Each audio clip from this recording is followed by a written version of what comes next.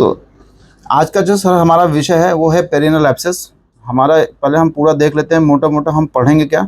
तो यहाँ से हमारा जो टॉपिक चलेगा वो है पेरिनल एब्सेस। सबसे पहले हम एक ये मॉडल है जिसके थ्रू हम पूरी एनाटॉमी ऑफ एनल कैनाल के आसपास के जो स्ट्रक्चर्स होते हैं, जैसे इंटरनल स्फिंक्टर्स, एक्सटर्नल स्फिंक्टर्स, दोनों के बीच में जो स्पेस होता है, इंटरस्फिंक्टिक स्पेस, जो एनल कैनाल और इंटरनल स्फिंक्टर के बीच में जो ये स्पेस होता है, जो आपने यहाँ पे हल्का सा ये ग्रीन, आप देखिए मैं रेड कर रहा हूँ, ये है हमारी एनल कैनाल। एनल कैनाल के बाद जो आपको ब्लू कलर दिख रहा है, ये है इंटरनल स्फिंक्टर। इसके बीच में जो स्पेस होगा वो स्पेस होगा सब म्यूकोजल स्पेस होता है, उसको बोलते हैं। कई बार इस स्पेस में भी एब्सेस बनता है, कई बार एक्सटर्नल स्फिंक्टर और इंटरनल स्फिंक्टर। यहाँ पे जो ब्लू कलर से दिखा है वो इंटरनल स्फिंक्टर है, जो येलो कलर से शो कर रहा है वो एक्सटर्नल स्फिंक्टर। इसके बीच में भी कई बार एब्सेस बनता है, उसको हम लोग बोलते हैं इंटरस्फिंक्टिक एब्सेस। कई बार जो येलो कलर के बाद का जो ये व्हाइट वाला एरिया आप देख रहे हैं, कई बार यहाँ भी एब्सेस बनता है, इसको हम इश्यो एनल या इश्यो रेक्टल फोसा कहते हैं। कई बार यहाँ भी एब्सेस बनता है, यानी जो फोड़ा बनता है। फिर ये जो एब्सेस होता है ये कई बार ट्रेवल करता है। ये कई बार जो यहाँ पे ग्रीन लाइट आप ग्रीन कलर से देख रहे हैं, ये आपका है ऑब्टरेटर इंटरनस मसल। ये कौन सी मसल है? ऑब्टरेटर इंटरनस मसल। कई बार एमआरआई रिपोर्ट में, अभी मैं आपको दिखाऊंगा कि एमआरआई रिपोर्ट में कई बार हमारा जो फिस्टुला ट्रैक होता है या एब्सेस होता है वो ट्रेवल करता है टुवर्ड द ऑब्टरेटर इंटरनस मसल। कई बार ये सैक्रोड, ये जो ब्लू कलर से आप यहाँ देख रहे हैं, जो सैक्रोट्यूबरस लिगामेंट होता है, कई बार इधर आपका फोड़ा या एब्सेस या आपका फिस्टुला ट्रैक ट्रेवल करता है। कई बार ये जो ट्रैक होता है, कई बार ये ग्लूटियस मैक्सिमस की तरफ भी आता है। तो ग्लूटियस मैक्सिमस में अगर मान लो एब्सेस है तो इसका लाइन ऑफ ट्रीटमेंट क्या होगा, इसमें हम छारसूत कैसे लाइगेट करेंगे, इसको कैसे हम इसका इंसीजन और ड्रेनेज कैसे मैनेज करेंगे ताकि यहाँ का जो एब्सेस है वो पूर्ण रूप से ठीक हो जाए और आपका पेशेंट पूरी तरह से फिट हो जाए। कई बार हम लोग देखते हैं कि जो फिस्टुला ट्रैक होता है, जैसे मान लेते हैं कि ये एब्सेस है, यहाँ पे पस भरा हुआ है, कई बार वो राइट साइड से लेफ्ट साइड या लेफ्ट साइड से राइट साइड चला जाता है। ये भी आपने देखा। अभी हम एमआरआई रिपोर्ट में आपको दिखाएंगे कि हमारा जो फिस्टुला ट्रैक था पेशेंट का वो लेफ्ट साइड में था, और धीरे धीरे क्या हुआ, अगर वो सही से ट्रीट नहीं किया गया तो जो फ्लूइड इकट्ठा हुआ था लेफ्ट साइड के इश्यो एनल फोसा में वो राइट साइड में ट्रेवल कर जाता है। या कई बार आपने देखा होगा कि कुछ फिस्टुला ट्रैक ऐसे होते हैं जो इंटरस्फिंक्टिक स्पेस में होते हैं, वो बाद में क्या होते हैं, वो धीरे धीरे लेफ्ट से राइट की तरफ चले जाते हैं या राइट से लेफ्ट की तरफ चले जाते हैं। यही सेम प्रक्रिया जो होती है वो पोस्टीरियर साइड में भी होती है। राइट साइड का पेरिनल एब्सेस जो होता है वो लेफ्ट साइड में ट्रेवल कर जाता है और ट्रेवल होके फिर ये लेफ्ट वाला राइट में चला जाता है, जिसको हम हॉर्सशू शेप फिस्टुला के नाम से जानते हैं। तो ये हम लोग बहुत डिटेल में पढ़ेंगे ताकि हमारे पास जो भी फिस्टुला का पेशेंट आए उसको हम कोशिश करें कि उसको रिजल्ट हमारा जो है 100% दें। जब आप यहाँ पे जो हमारी पेरिनल स्किन अभी आप देख रहे थे, उसको जब हमने यहाँ से हटा दिया, इस एरिया से जब हमने पेरिनल स्किन को हटा दिया, तो देखिए अंदर आपको कुछ यहाँ पे छोटे छोटे गोल गोल यहाँ पे कुछ स्ट्रक्चर दिखाई दे रहे हैं। तो ये पेरिनल स्पेस है, जिसको हम पेरिनल स्पेस, इश्योएनल स्पेस या इश्योरेक्टल स्पेस के नाम से जानते हैं। क्योंकि बाहर से अंदर, यानी हम पेरिनल स्किन से जब लिवेटर मसल की तरफ जाएंगे तो पहले हमें मिलेगा, आपका पहले मिलेगा, सबसे पहला जो स्पेस मिलेगा वो होगा पेरी एनल स्पेस मिलेगा। फिर उसके अंदर जाएंगे तो फिर इश्यो एनल स्पेस मिलेगा। फिर और अंदर जब जाएंगे लिवेटर मसल की तरफ तो इश्यो रेक्टल स्पेस मिलेगा। तो 3 स्पेस आपको अभी यहाँ मिलने वाले हैं। और तीनों स्पेस में जब एब्सेस होता है, जब फोड़ा बनता है, तो तीनों का जो लाइन ऑफ ट्रीटमेंट है थोड़ा सा अलग हो जाता है। अगर आपका एब्सेस पेरिनल स्पेस में है तो बहुत आसानी से पेशेंट ठीक हो जाएगा। अगर आपका इश्यू एनल स्पेस में है एब्सेस तो थोड़ा सा लेट होगा। जैसे जो पेरिनल स्पेस का एब्सेस था वो हो सकता है 1 महीने में ठीक हो जाए, लेकिन जो इश्यू एनल स्पेस में एब्सेस होगा वो लगभग 2 महीने में ठीक होगा। लेकिन जो इश्यू रेक्टल स्पेस में एब्सेस होगा वो हो सकता है 5 महीने भी लग जाए, हो सकता है साल भर भी लग जाए। तो जब हमें इन स्पेसेस का नॉलेज होगा तो हम अपने पेशेंट को ये बता सकते हैं कि भाई आपका ये जो फिस्टुला है वो 1 महीने में ठीक होगा या 5 महीने में ठीक होगा या 10 महीने में ठीक होगा। मान लेते हैं कि हमारे पास एक पेशेंट आया, अगर हमें इन स्पेसेस के बारे में सही से नहीं पता है तो पेशेंट तो यही पूछता है, डॉक्टर साहब हम कितने दिन में ठीक हो जाएंगे? तो हम लोग कहते हैं भाई 2 दिन 3 दिन में या 1 महीने 2 महीने में ठीक हो जाओगे। अगर मान लो वो इश्यो रेक्टल स्पेस में एब्सेस होगा और आपने पेशेंट को कह रखा है 2 महीने में ठीक कर देंगे, तो ये संभव नहीं है। तब तो पेशेंट बाद में यही कहता है, डॉक्टर साहब आपने तो 2 ही महीने बोला था और 10 महीने कैसा लग गया। तो अगर हमारा नॉलेज एनोरेक्टल डिजीज़ में बहुत अच्छा है तो हम अपने पेशेंट का जो आउटकम होता है, जो फाइनली जो हम उसका रिजल्ट देते हैं, वो बहुत अच्छे से हम दे पाएंगे। तो यहाँ पे हमने कोशिश की है कि आपको एनल स्पेसेस के बारे में पूरा डिटेल करेंगे इस पिक्चर के माध्यम से। यहाँ पे तो ये पिक्चर भी हम डिस्कस करेंगे। पहले हम आपको दिखा देते हैं हम क्या क्या डिस्कस करना है। ये एनल कैनाल की और रेक्टम की एनाटॉमी हम यहाँ पे देखेंगे। इस सेक्शन को हम बोलेंगे कोरोनल सेक्शन। जो ये सेक्शन होता है जब हम इसको पढ़ते हैं, इसको बोलते हैं हम कोरोनल सेक्शन। ये कोरोनल सेक्शन है हमारी एनल कैनाल और आसपास के स्ट्रक्चर का। ये जो होता है ये एक्सियल सेक्शन है। ये एक्सियल सेक्शन है। यहाँ पे देखिए ये लिथोटमी पोजीशन में पेशेंट को लिटा रखा है, तो ये हमारा एक्सियल सेक्शन होगा। तो उसके बाद हम यहाँ पे फिर हम आपको ये भी पूरा बताएंगे कि जब आप एमआरआई रिपोर्ट में जब फिल्म देखते हैं, तो हमारी एमआरआई रिपोर्ट में जब कोरोनल सेक्शन होता है तो उसमें एमआरआई रिपोर्ट में ये दिखता कैसे है। फिर उसके बाद आप यहाँ पे देख सकते हैं ये एक्सियल सेक्शन है। एक्सियल सेक्शन में एमआरआई रिपोर्ट में कैसे दिखाई देगा, यहाँ पे हम कैसे देख पाएंगे कि इंटरनल स्फिंक्टर कहाँ दिख रहा है, एक्सटर्नल स्फिंक्टर कहाँ दिख रहा है, यहाँ पे जो इस्चियल ट्यूबरोसिटी है वो कहाँ पे दिख रही है, और यहाँ पे ग्लूटेस मैक्सिमस कैसे दिखता है। कई बार आप लोगों ने देखा होगा कि एमआरआई रिपोर्ट की जो उसमें रिपोर्टिंग जो इम्प्रेशन होता है, जो डॉक्टर वहाँ पे लिख के भेजते हैं, कई बार वो मिस्टेक कर देते हैं। होता है उसको लेफ्ट साइड में रिपोर्ट में लिख के आता है, राइट साइड में होता है, लेफ्ट में लिख के आता है। कई बार उसको ग्रेड 1 का फिस्टुला होता है, ग्रेड 3 लिख के भेज देते हैं, ग्रेड 3 का फिस्टुला होता है, ग्रेड 1 लिख के भेज देते हैं। तो अगर रिपोर्टिंग गलत है तो हमारा ट्रीटमेंट कितना अच्छा होगा आप हम लोग खुद समझ सकते हैं। तो अगर मान लेते हैं गलती से किसी रेडियोलॉजिस्ट ने, हो सकता है कि रिपोर्ट मिस्टेकली कुछ गड़बड़ कर दिया है, तो हम कम से कम फिल्म देखकर कम से कम इतना तो बता ही देंगे कि भाई ये रिपोर्ट सही है या गलत है।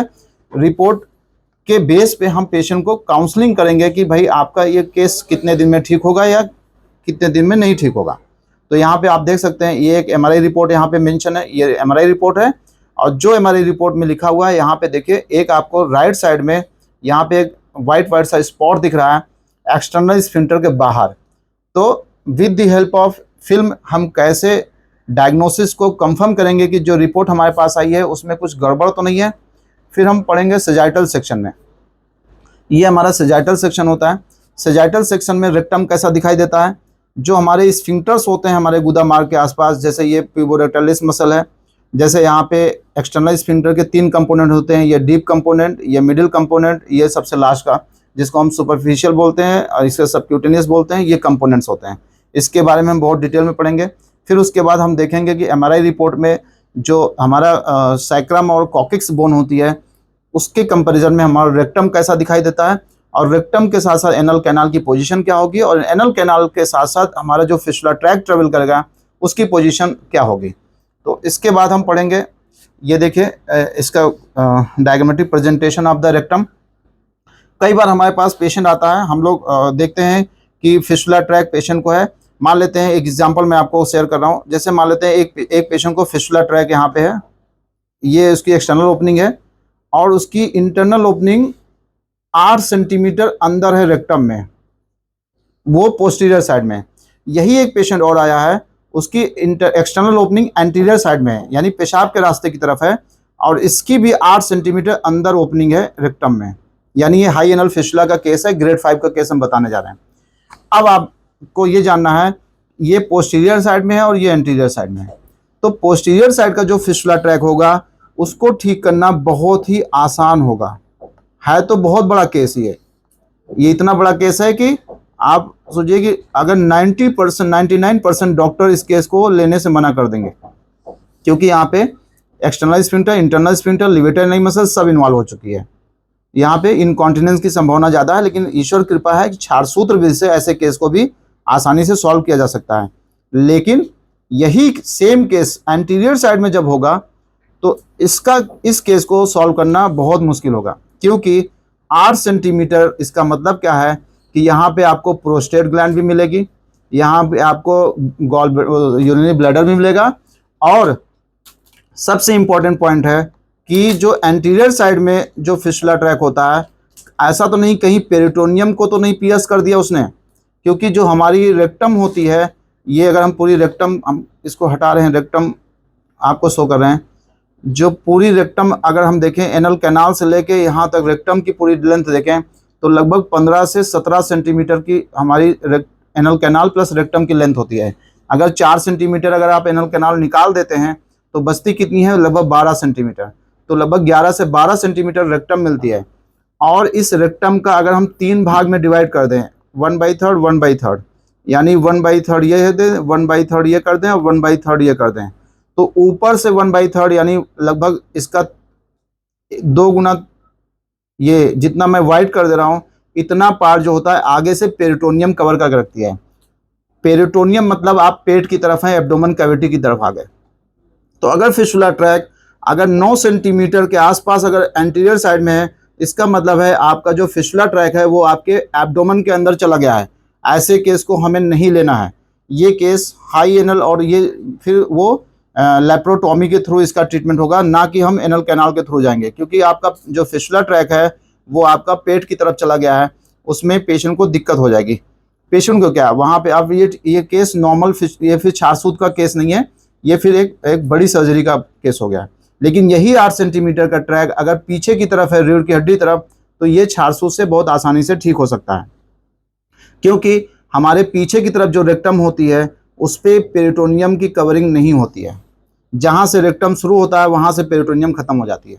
तो इसका नॉलेज होना हमें अति आवश्यक है कि किस पेशेंट का हमें छारसूत करना है, किस पेशेंट का छारसूत नहीं करना है, ये भी हमें पता होना चाहिए। तो हम पूरे ये पढ़ेंगे। फिर उसके बाद हम जो हमारी इमेजेस आती हैं, एमआरआई रिपोर्ट नहीं चल रहा है क्या, कुछ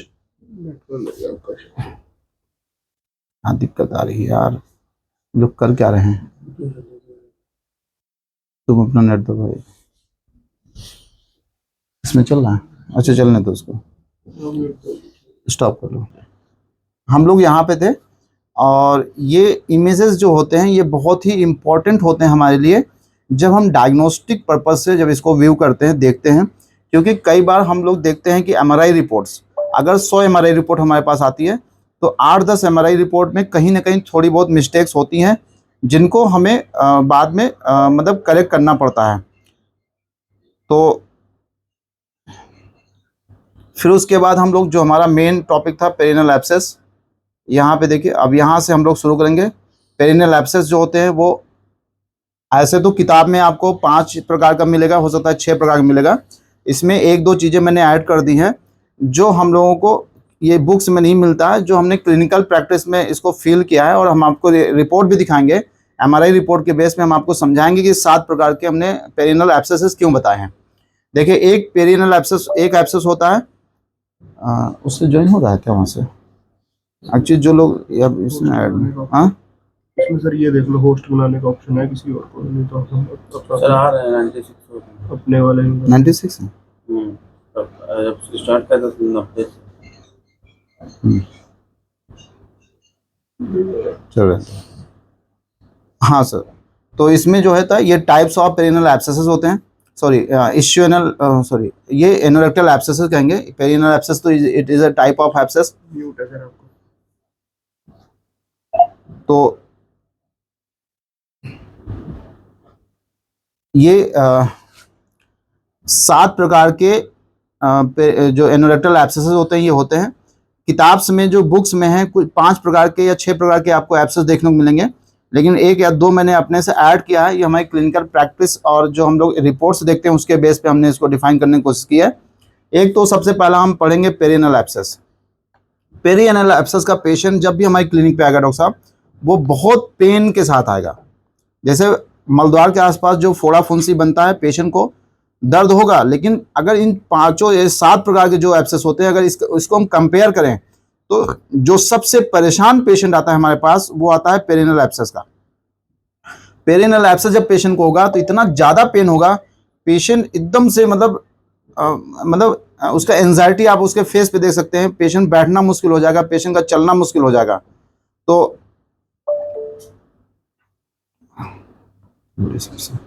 फिर उसके बाद आता है सबम्यूकोजल एब्सेस, दूसरा।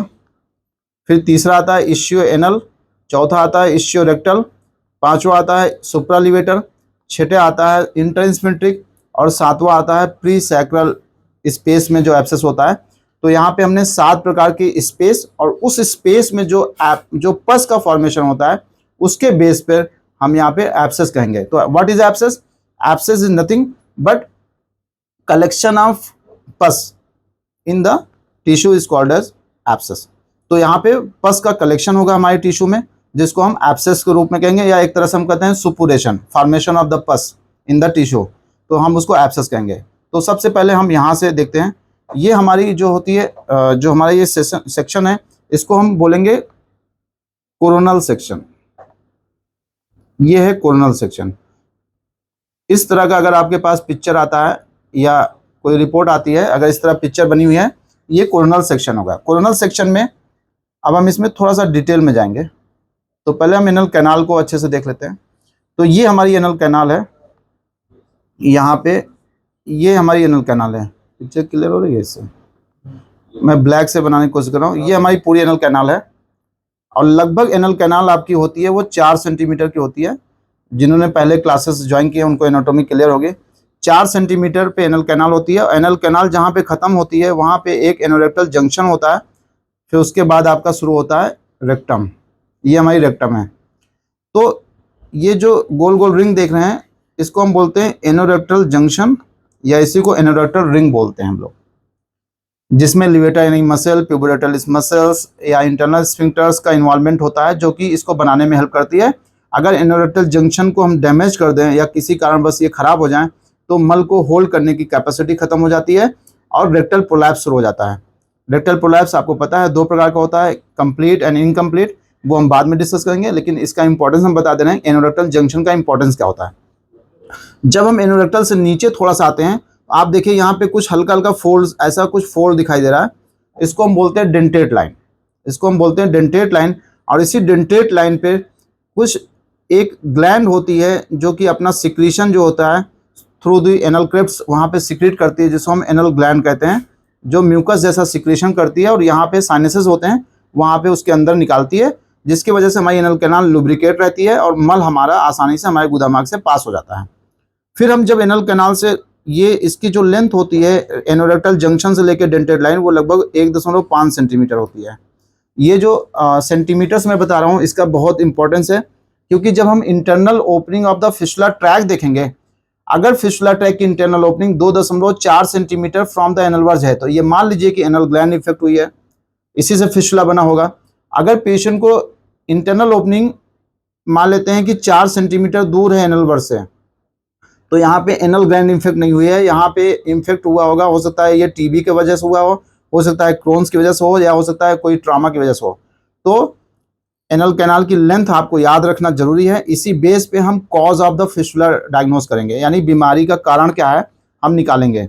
फिर एक फिश जब हम यहाँ से लगभग 1.5 सेंटीमीटर और नीचे आएंगे, लगभग 1.5 सेंटीमीटर और नीचे आएंगे, यहाँ पे आपको एक लाइन मिलती है जिसको हम बोलते हैं हिल्टल लाइन बोलते हैं, या इसको वाइट लाइन भी बोलते हैं। इसको बोलते हैं वाइट लाइन या हिल्टल लाइन। फिर हम जब एनल कैनाल से और थोड़ा नीचे, मतलब नीचे की तरफ बढ़ते हैं, तो 0.8 सेंटीमीटर, तो यहाँ पे हमें मिलती है एनल वर्ज। तो ये हमारी एनल कैनाल की टोटल लेंथ होती है। अब क्या होता है कि हिल्टल लाइन से, अब बहुत ध्यान से सुनिएगा, ये आपको किताबों में बहुत कम देखने को मिलेगा, ये जल्दी नहीं लिखा मिलता। हिल्टल लाइन से देखिए कि यहाँ से एक वाइट लाइन जा रही है, यहाँ पे एक देखिए, यहाँ पे एक हल्का सा वाइट लाइन से एक फैशिया होती है, इसको हम फैशिया बोलते हैं, जो कि इशियल ट्यूबरोसिटी तक जाती है। ये बोन जो देख रहे हैं ना, ये इशियल ट्यूबरोसिटी है, ये इशियम बोन है, इसकी ट्यूबरोसिटी है ये। तो आप देखिए, तो अगर हम देखें ये लाइन और इसके नीचे का ये वाला एरिया अगर देखें, तो this is the perianal space. Perianal space, ये स्पेस क्या है? ये पेरी एनल स्पेस है। और अभी हमने बताया था कि पेरी एनल स्पेस में अगर एब्सेस होगा तो वो बहुत पेनफुल होता है, इतना ज़्यादा पेनफुल होता है कि पेशेंट कहता है कि डॉक्टर साहब बस किसी तरह हमारा इलाज कर दीजिए, हमें ठीक कर दीजिए। और इसका इलाज बहुत आसान है, केवल आपको इंसिजन करना है और ड्रेनेज करना है। अगर फिशुला है तो आपको छाछो लाइगेट करना है, बहुत ही आसानी से, तुरंत विदिन, मतलब जैसे ही ड्रेन करेंगे पेशेंट को तुरंत पेन में रिलीफ मिल जाएगा और ये जल्दी ठीक भी हो जाता है। तो एक हमने स्पेस पढ़ा यहाँ पे पेरी एनल स्पेस। अब इसके ऊपर ज़रा चलते हैं, इसी लाइन वाइट लाइन के ऊपर जब ऊपर चलते हैं, यहाँ पे आपको एक स्पेस और मिलेगा, इसको बोलते हैं इश्यो एनल या इश्यो रेक्टल स्पेस। यहाँ पे मैं 2 गोले बना रहा हूँ, ये दोनों एक ही नाम है, ये किताब में कहीं पे अलग से नहीं लिखा है। ये हमने कहा ना, कुछ चीज़ें ऐसी हैं जो हमने अपनी क्लिनिकल प्रैक्टिसेस में सीखी हैं, या जो एमआरआई रिपोर्ट आती है उसके बेस पे हम ऐसा मानते हैं कि ऐसा होगा। और आप देखिएगा, जब आपके पास एमआरआई रिपोर्ट आएगी तो अगर उसमें लिखा होगा इश्यो एनल स्पेस या इश्यो रेक्टल स्पेस, दोनों में थोड़ा अंतर होता है एक ही चीज़। लेकिन अगर इश्यो एनल स्पेस लिख के आ रहा है, इसका मतलब है कि आप पेरी एनल स्पेस से जस्ट थोड़ा आगे हैं।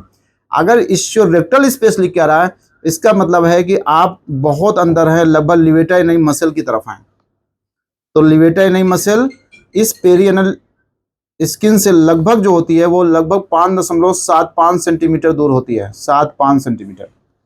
तो अगर इश्यो रेक्टल स्पेस आ रहा है, इसका मतलब जो आपका एब्सेस है, जो फोड़ा बना है, वो आपके पेरिनल स्किन से, ये जो पेरिनल स्किन है, इससे लगभग 4-5-7 सेंटीमीटर, मतलब 4.45 सेंटीमीटर अंदर है, टुवर्ड द लिवेटर नई मसल। ये क्या है?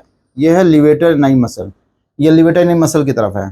तो अभी हमने क्या पढ़ा? पेरिनल स्पेस पढ़ा, इश्यो एनल स्पेस पढ़ लिया, इश्यो रेक्टल स्पेस पढ़ गया। और जब इसी स्पेस में पस भर जाता है तो इसी को हम ischioanal abscess, ischiorectal abscess, perineal abscess कहते हैं। तो 3 स्पेसेस हमने पढ़ लिया। थोड़ा सा और नीचे आते हैं, इसके और ऊपर जाएं।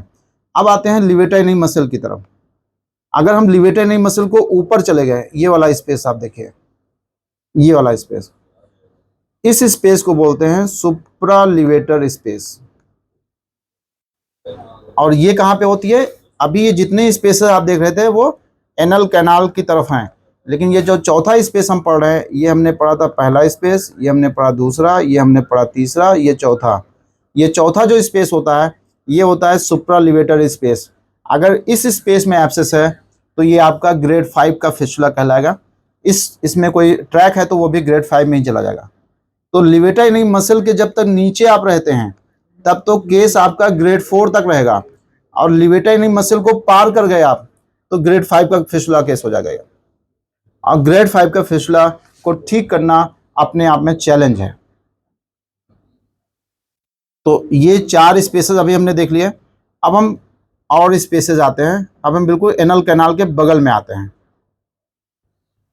यहाँ पे जो और चीजें हैं मैं वहाँ पे क्या, अच्छा और कोई है? हो गया?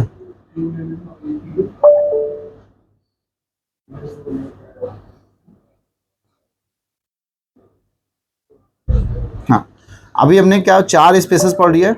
1 मिनट,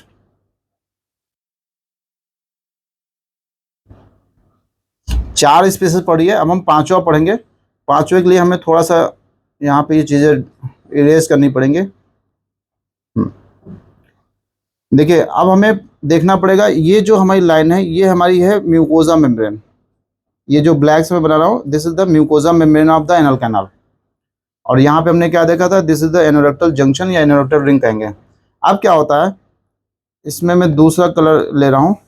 यहाँ पे जो रेड कलर शो कर रहा हूँ, ये है इंटरनल स्फिंक्टर,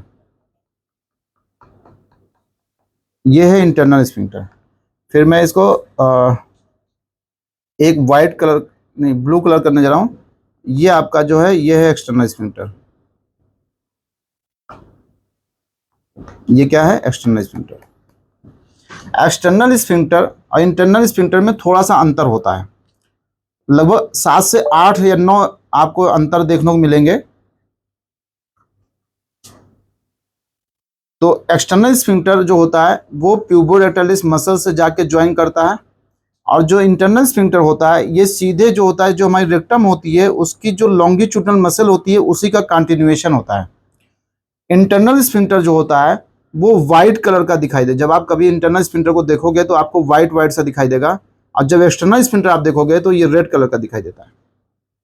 इंटरनल स्फिंक्टर जो होता है वो स्मूथ मसल का बना होता है, एक्सटर्नल स्फिंक्टर जो होता है वो स्ट्राइटेड मसल का बना होता है। और आपको पता होना चाहिए कि इंटरनल जो स्मूथ मसल की चीज़ें बनती हैं हमारी बॉडी में, वो ऑटोनॉमिक इन नेचर होती हैं, यानी जो उसका नर्व सप्लाई होती है वो ऑटोनॉमिक नर्व होती है, यानी वो आपके अंडर कंट्रोल में नहीं होती हैं, उसमें रिफ्लेक्सेस के थ्रू वो कॉन्स्ट्रिक्शन और रिलैक्सेशन होता है।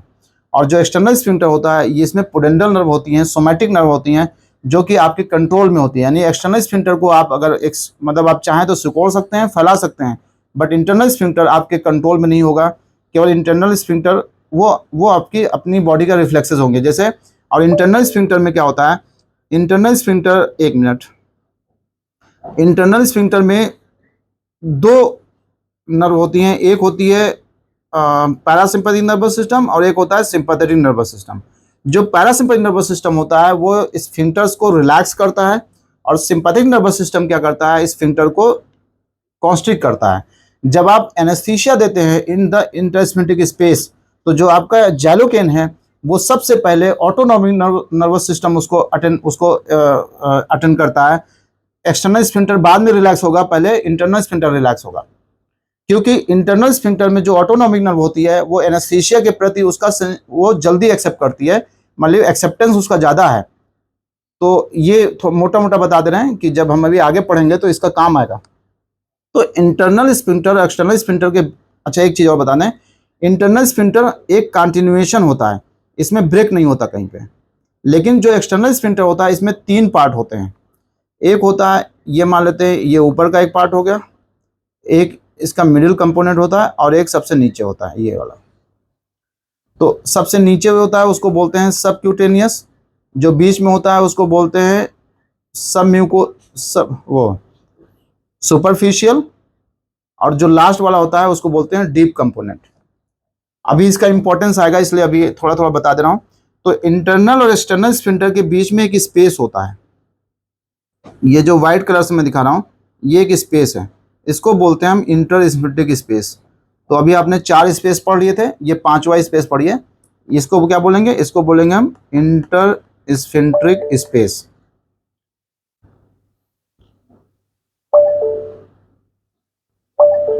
अरे भाई और कोई है, ये 5वां स्पेस है इंटर स्फिंक्ट्रिक स्पेस।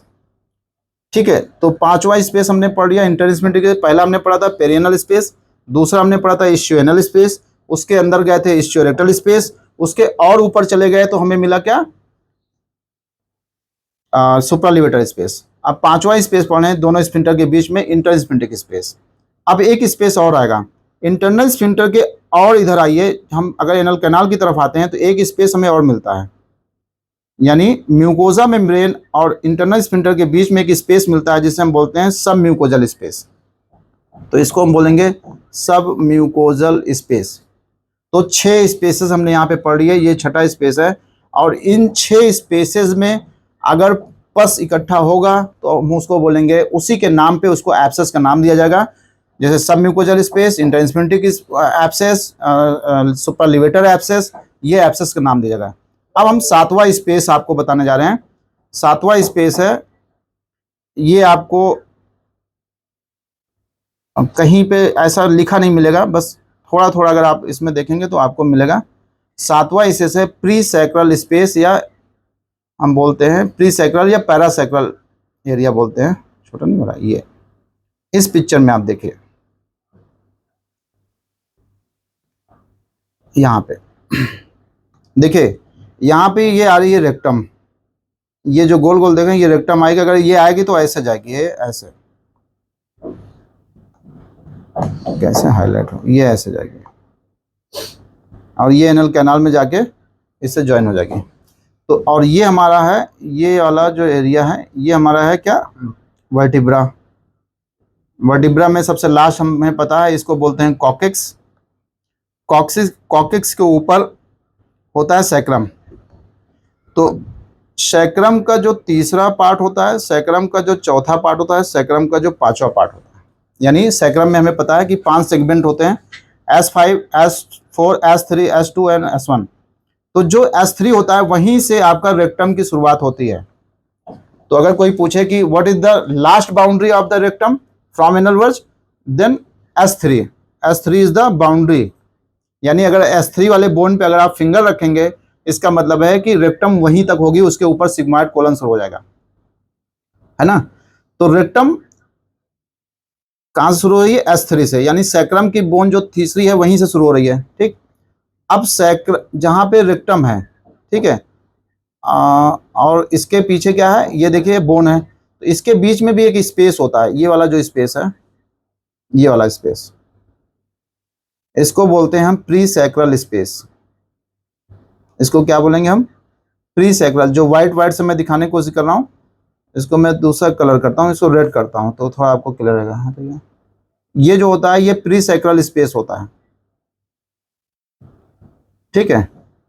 तो प्री सैक्रल स्पेस में भी कई बार एब्सेस बन जाता है, कई बार पस इकट्ठा हो जाता है, तो इसमें देख के डरना नहीं है। अभी मैंने क्या बताया कि जहाँ पे S3 खत्म होगा, जहाँ से शुरू होगा, इसके ऊपर पेरिटोनियम होती है, इसके नीचे पेरिटोनियम नहीं होती है। पेरिटोनियम मीन्स होता है एब्डोमेन की कवरिंग, यानी अगर आपका एब्सेस S3 तक भी है, S4 तक है, S5 तक है, कोकिक्स के पीछे है, तब भी आप यहाँ पे अच्छे से इसका ट्रीटमेंट कर सकते हैं। लेकिन यही एब्सेस अगर एंटीरियर साइड में होगा तो नहीं कर सकते हैं, ध्यान रखिएगा, क्योंकि एंटीरियर साइड में पेरिटोनियम की कवरिंग आ जाती है, और पेरिटोनियम को अगर आपने पियर्स किया तो आप सीधे एब्डोमिनल कैविटी में चले जाएंगे। फिर एब्डोमिनल जो विसरा होते हैं, जैसे आपका स्टमक है, इंटेस्टाइन है, स्प्लीन है, ये सब उसमें इन्वॉल्व हो जाएंगे फिर, ठीक है। तो इसका इंपॉर्टेंस ये है।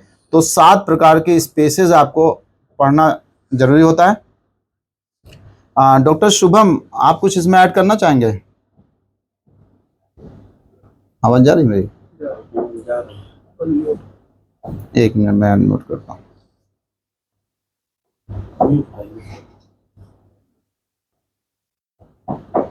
डॉक्टर शुभम, म्यूट हो गया। हेलो जी जी सर। नहीं बहुत अच्छा सर, आप जा रहे हैं, कंटिन्यू कीजिए। अच्छा, ठीक है। तो मैं भी स्पीकर सबका ऑन रहेगा, जिसको नीड होगी प्लीज़ क्वेश्चन पूछ सकते हैं। बस कोशिश करिएगा कि मतलब कोई अलग से वॉइस ना आए प्लीज़, क्योंकि ये पीछे शूट हो रहा है वीडियो।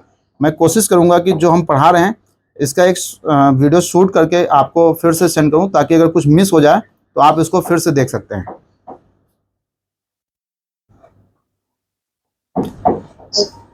तो अब आता है एक एब्सेस और आपको देखने को मिलता है, एक आता है हॉर्सू शेप एब्सेस। आप लोगों ने बहुत बार सुना होगा। हॉर्सू शेप एब्सेस क्या होता है? तो यहाँ पे हॉर्सू शेप एब्सेस भी आपको पढ़ने को मिलेगा। अभी हमने 7 प्रकार के एब्सेस पढ़े थे, अब उसी का एक डिवीजन है हॉर्सू शेप एब्सेस, यानी घोड़े की नाल जैसा एब्सेस। तो यहाँ पे एब्सेस जो होते हैं, मान लेते हैं एंटीरियर साइड में भी हो सकता है, पोस्टीरियर साइड में हो सकता है। एंटीरियर साइड में भी हो सकता है, पोस्टीरियर साइड में। तो अब एंटीरियर साइड और पोस्टीरियर साइड क्या होता है इसमें हम देखेंगे। देखिए, ये हमारी एनल कैनाल है, यहाँ पे हम देख रहे हैं ये हमारी एनल कैनाल है। अगर हम एक हॉरिजॉन्टल लाइन खींचे, ये एक हॉरिजॉन्टल लाइन, तो एनल कैनाल के बीचों बीच अगर एक हॉरिजॉन्टल लाइन अगर हम खींचते हैं तो ये वाला हिस्सा आपका एंटीरियर हो जाएगा और ये वाला हिस्सा आपका पोस्टीरियर हो जाएगा, ठीक है। तो अगर from the mid of the anal canal, horizontally की बात कर रहे हैं हम, ये लॉन्ग मतलब इसको लॉन्गिट्यूडनरी, हम हॉरिजॉन्टल लाइन की बात कर रहे हैं, मिड लाइन की बात नहीं कर रहे हैं। अगर कोई भी चीज इस हॉरिजॉन्टल लाइन से नीचे की तरफ कंपेयर करेंगे तो वो होगा पोस्टीरियर।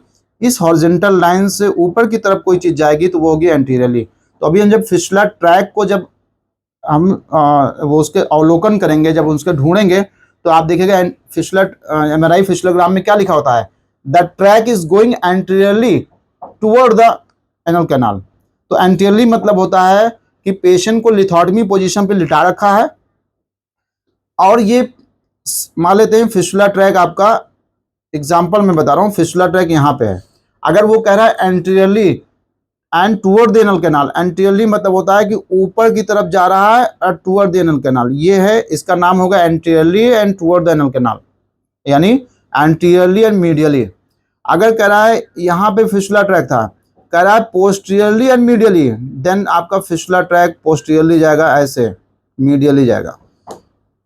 अगर कह रहा है मीडियली, मीडियली मीन्स अंदर की तरफ, मलद्वार की तरफ। अगर कह रहा है लेटरली, लेटरली मतलब मलद्वार से दूर जाएगा। तो आपके 4 डायरेक्शन तो आपको यहीं मिल जाते हैं। अभी हम एक डायरेक्शन और इसमें पढ़ेंगे, सुपीरियरली एंड इनफेयरली। तो सुपीरियरली एंड इनफेयरली जो होता है वो हम लिथोटमी पोजीशन पे नहीं ढूंढ पाएंगे, वो हम अभी जब कोरोनल सेक्शन में देखेंगे तब हम उसको डायग्रामेटिक प्रेजेंटेशन दिखाएंगे आपको। तो यहाँ पे हॉर्सू शेप फिस्टुला की बात हो रही थी। तो हॉर्सू शेप फिस्टुला का मतलब क्या होता है हम पहले यहाँ समझेंगे। इसीलिए एंटीरियर पोस्टीरियर का मतलब क्या था हमने बता दिया कि एंटीरियर मतलब होता है पेशाब के रास्ते तरफ एंटीरियर साइड, और रीढ़ की हड्डी तरफ पोस्टीरियर साइड। मोटा मोटा आप ऐसे समझ लीजिए। देखिए यहाँ पे एनल कैनाल को हम बहुत थोड़ा सा बड़ा करके दिखाने की कोशिश कर रहे हैं। ये हमारी एनल कैनाल है। ये अरे एक साथ सब ज्वाइन नहीं हो रहे हैं तो इसलिए बार बार जो है इसमें दिक्कत हो रही है। ये हमारी एनल कैनाल है। अरे भाई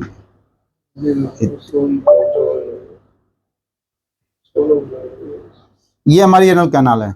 एनल कैनाल के बाहर अभी आपने देखा था सबसे पहला स्ट्रक्चर होता है इंटरनल स्फिंक्टर। इस पिक्चर में आपको इंटरनल स्फिंक्टर नहीं दिखाई देगा, बहुत ध्यान से समझिएगा। इस पिक्चर में इंटरनल स्फिंक्टर नहीं दिखाई देगा, क्योंकि इंटरनल स्फिंक्टर जो होती है वो हिल्टन लाइन तक आती है। मैं आपको इसमें थोड़ा सा ड्रॉ करके दिखाता हूँ, इसमें आप कंफ्यूज मत होइएगा प्लीज।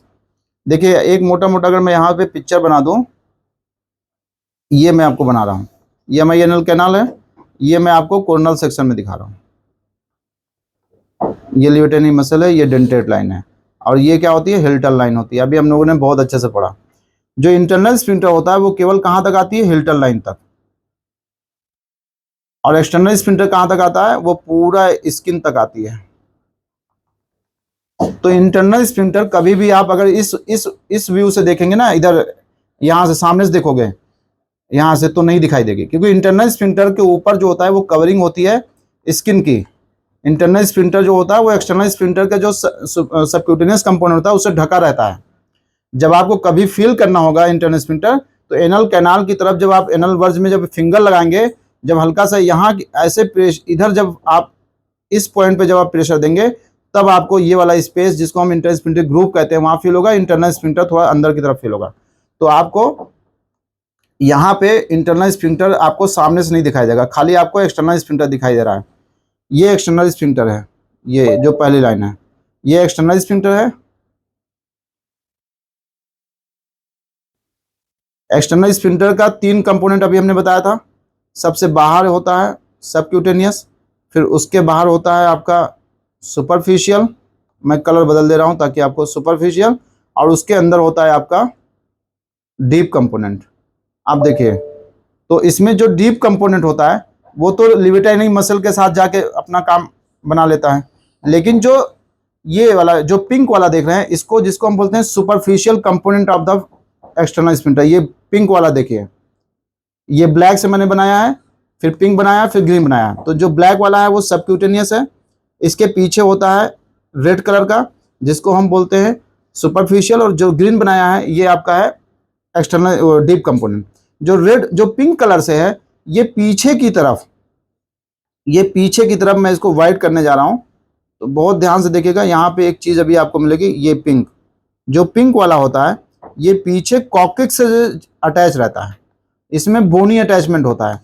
और ये आगे की तरफ क्या होता है, इधर जो है जो पेरिनियल बॉडी होती है उससे जुड़ा होता है। यानी जो हमारी गुदा मार्ग को एक जगह स्टेबल करके रखता है वो हमारा एक्सटर्नल स्फिंक्टर की वजह से होता है, और एक्सटर्नल स्फिंक्टर का जो वो वाला कंपोनेंट होता है सुपरफिशियल। ठीक है, अभी हम आपको एमआरआई रिपोर्ट में भी ये सब दिखाएंगे आपको। तो ये हो गया आपका एक्सटर्नल स्फिंक्टर। जो अभी आपको यहाँ पे जो गोल गोल रचना दिख रही है वो सब एक्सटर्नल, ये पूरा स्ट्रक्चर जो है वो एक्सटर्नल स्फिंक्टर का है।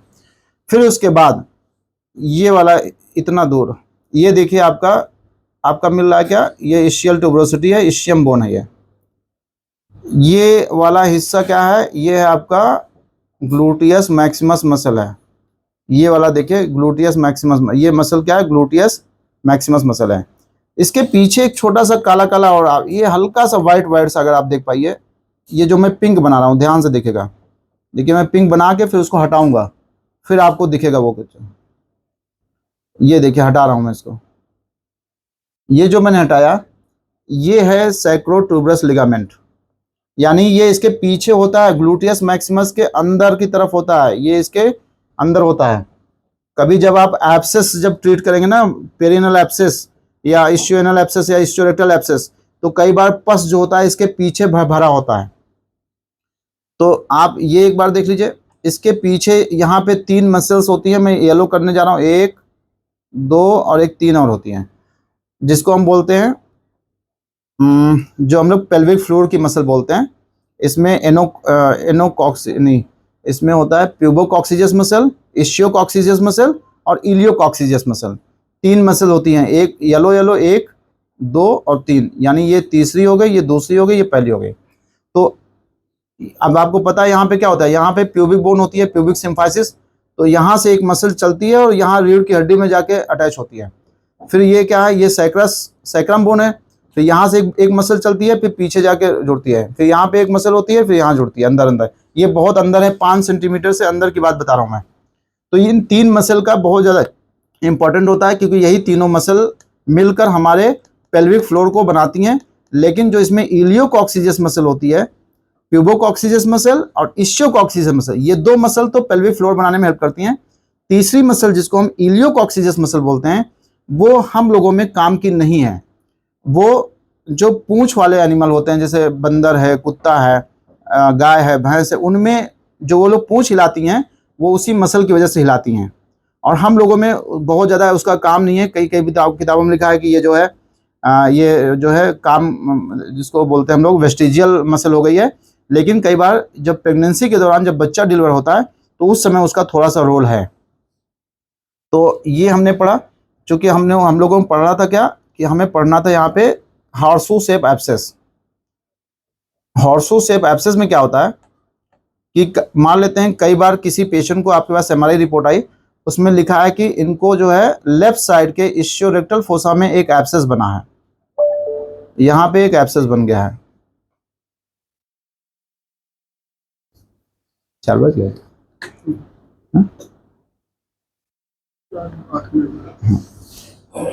ये एब्सेस है।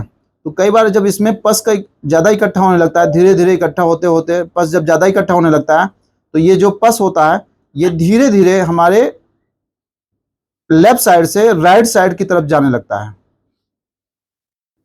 ये देखिए जो मसल थी ना, अभी मैं इसको वाइड करने जा रहा हूँ, ये वाली मसल इसके नीचे से जाता है, इसके ऊपर से नहीं जाएगा, इसके पीछे से जगह होती है, इसके पीछे पीछे जगह होती है। तो इसको बोलते हैं पोस्टीरियर स्पेस। तो इसके पीछे पीछे एब्सेस आपका लेफ्ट से कहाँ चला जाता है, राइट की तरफ चला जाता है। और अगर राइट साइड में एब्सेस बना है तो राइट से लेफ्ट की तरफ चला जाता है। तो मान लेते हैं एक पेशेंट आया जिसमें हॉर्सू शेप एब्सेस है, मान लेते हैं कहाँ पे, इशियोरेक्टल फोसा में है, और ये 9 o'clock से 3 o'clock तक गया है। तो क्या हम क्षारसूत्र 9 o'clock से 3 o'clock तक डालेंगे कि कुछ और करेंगे? हम केवल अगर एक विंडो बना दें, कहाँ पे बनाएंगे, 6 o'clock पे अगर विंडो बना दें, तो आप विश्वास करिए आपका फिस्टुला ट्रैक चाहे जितना गहरा होगा, मतलब ये एब्सेस होगा, वो धीरे धीरे अपने आप यहाँ से हील हो जाएगा। तो ये क्या है, ये पोस्टीरियर साइड में हॉर्सू शेप एब्सेस है इन इशियोरेक्टल या इशियोएनल फोसा। इसी तरह एक एब्सेस और बनता है पोस्टीरियर साइड में, इंटरनल और एक्सटर्नल स्फिंक्टर के बीच में बनता है, इंटर स्फिंक्टर स्पेस में बनता है। तो यानी पोस्टीरियर साइड में 2 प्रकार के हमें एब्सेस मिले हॉर्सू शेप टाइप का, एक इंटर स्फिंक्टर स्पेस में और एक इशियोएनल स्पेस में। अब जैसा हमें पीछे मिलता है, ऐसे ही एक स्पेस यहां भी होता है आगे की तरफ। अपना ऑन कर दो, आ जाएगा।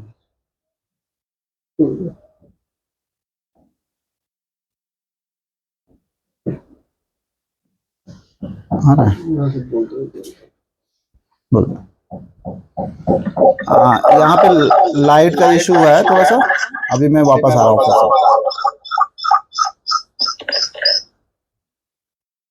आ गया, आ गया, देखो। तो इसी तरह जैसे पोस्टीरियर एब्सेस होता है सर, इसी तरह एंटीरियर साइड में भी होता है। एंटीरियर साइड में इंटरस्फिंक्टर की स्पेस में एब्सेस हो सकता है,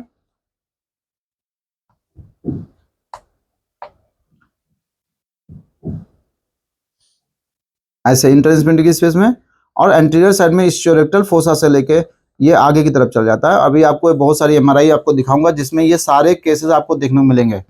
और अगर आपके पास 1000 पेशेंट फिस्टुला का आता है तो 1000 अलग अलग केसेस आते हैं, ना कि एक। जैसे पाइल्स का मरीज आएगा तो आपको पता है या तो grade 1, grade 2, grade 3, grade 4 internal होगा, या तो वो इंटरनल होगा, एक्सटर्नल होगा।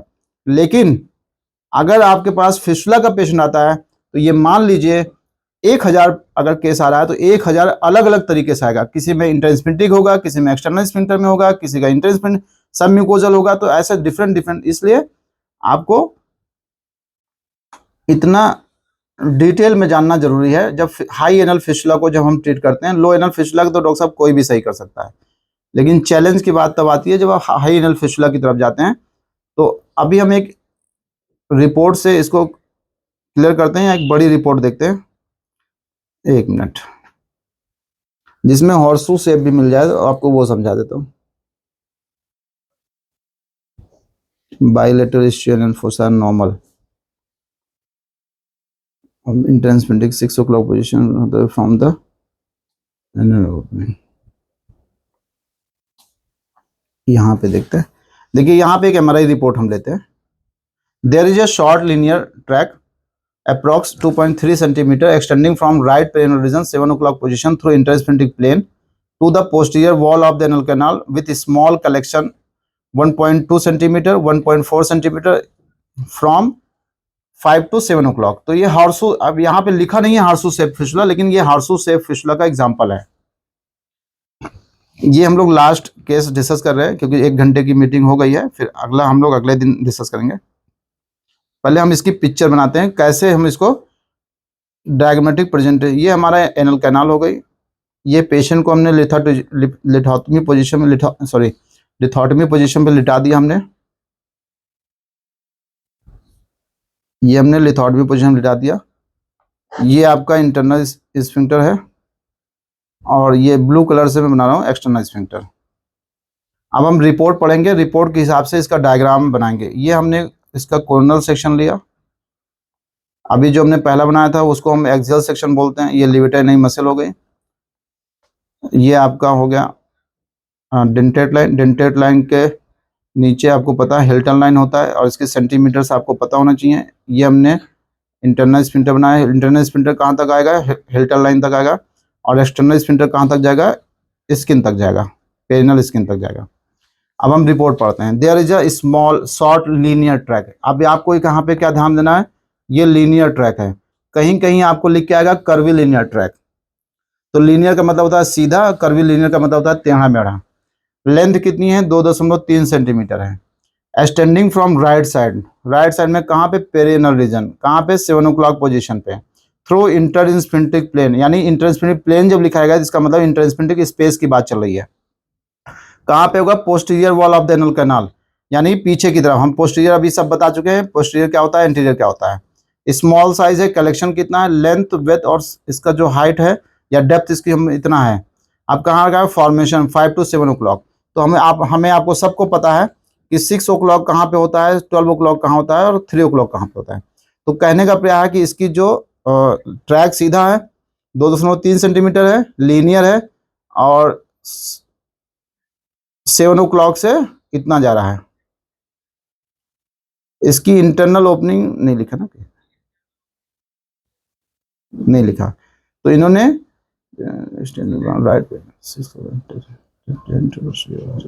इसमें ना तो इन्होंने इंटरनल ओपनिंग बताया ना एक्सटर्नल।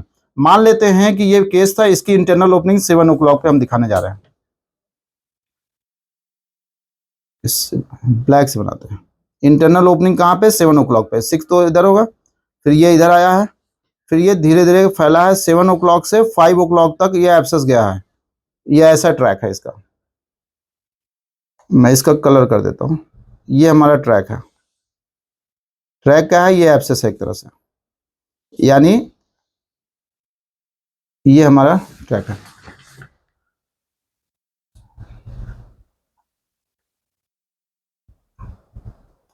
अब इन्होंने ये नहीं लिखा है कि नहीं, तो इसमें ये पता चलता है फिस्टुला का कारण क्या है।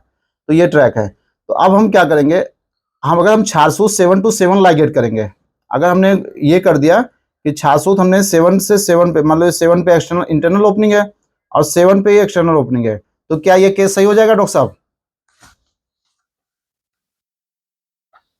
डॉक्टर साहब सबसे पूछ रहा हूँ, अगर कोई अगर इसका जवाब दे। नहीं सर, ये नहीं होगा। क्यों नहीं सही होगा डॉक्टर साहब? सर इसमें एक ओपनिंग विंडो बनानी पड़ेगी सर, किस साइड? ट्रेन करने के लिए। किस साइड बनानी पड़ेगी? 6 o'clock पे सर। 6 o'clock। ओके, कहाँ पे बनानी पड़ेगी? इंटर स्पिंडल की स्पेस में कि एक्सटर्नल स्पिंडल के बाहर?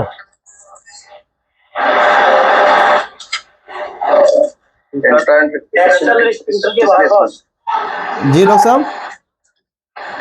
एक्सटर्नल स्पिंडल के बाहर। ओके, और कोई बताएगा कुछ?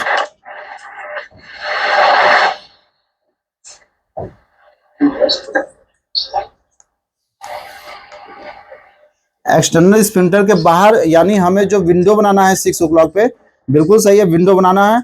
वो यहाँ बनाना है कि यहाँ बनाना है, जल्दी बताइए। हम 1 नंबर ये 2 नंबर ये है। सर 7 o'clock की विंडो को भी थोड़ा सा बड़ा कर देंगे। हाँ 6 o'clock तक। जी सर। और इंटर स्पिंटर स्पेस में ही बनेगा ये। बिल्कुल बिल्कुल सही है। आप देखिए, जो पूरा एब्सेस है, जो पूरा कलेक्शन है, वो कहाँ पे है? वो इंटर स्पिंटर की स्पेस में है डॉक्टर साहब। तो विंडो भी इंटर स्पिंटर की स्पेस में बनेगा और वो एक्सटर्नल और इंटरनल स्पिंटर के बीच बनेगा। और जो सर ने सही बताया कि 7 o'clock 6 o'clock में बहुत ज्यादा अंतर नहीं होता है, तो हमें टूवर्ड्स, मतलब 7 से 6 की तरफ आके विंडो बनाना पड़ेगा। यानी एक्सटर्नल स्पिंटर को थोड़ा सा बड़ा बना देंगे, तो ये वाला जो 5 o'clock तक एब्सेस गया था, जो पस इकट्ठा था, वो 6 से निकल के बाहर चला जाएगा।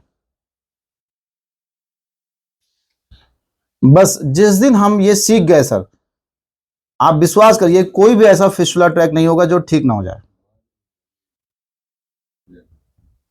तो अब हम क्वेश्चन और आंसर की तरफ आते हैं। अब जो वीडियो शूट करे थे हम यहीं पे स्टॉप करते हैं।